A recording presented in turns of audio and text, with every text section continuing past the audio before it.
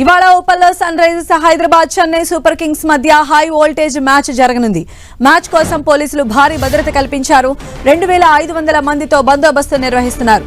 Uppal stadium పరిసర ప్రాంతంలో traffic ఆంక్షలు విధించారు. రాత్రి 7:30 మ్యాచ్ ప్రారంభమవుతుంది. మధ్యాహ్నం 3 గంటల నుంచి స్టేడియంలోకి ప్రేక్షకులను అనుమతిస్తారు. రాత్రి 1 గంట వరకు మెట్రో రైలు సేవలు నడుస్తాయి.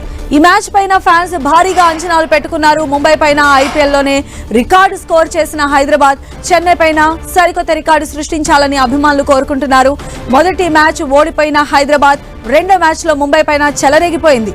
మూడో మ్యాచ్ లో ఆ ఊపు కొనసాగించలేకపోయింది. ఇప్పుడు హోమ్ గ్రౌండ్ లో చెన్నై పైన హైదరాబాద్ దూకుడుగా ఆడుతుందని భావిస్తున్నారు. మొత్తం 19 సార్లు హైదరాబాద్ చెన్నై తలపడగా చెన్నై 14 సార్లు, హైదరాబాద్ 5 సార్లు గెలిచాయి. మరోవైపు ఆర్సీబీ గుజరాత్ ను చిత్తు చేసిన చెన్నై మూడో మ్యాచ్ లో ఢిల్లీ చేతంలో ఓ టీం పాలైంది. టీంలతో సంబంధం లేకుండా ధోని ఉప్పల్ మ్యాచ్ లో ప్రధాన ఆకర్షణగా మారనున్నాడు. ధోనికి ఇదే చివరి ఐపీఎల్ అని ప్రచారం జరుగుతూ ఉండడంతో అతన్ని మైదానంలో చూసేందుకు అభిమానులు స్టేడియానికి క్యూ కట్టనున్నారు.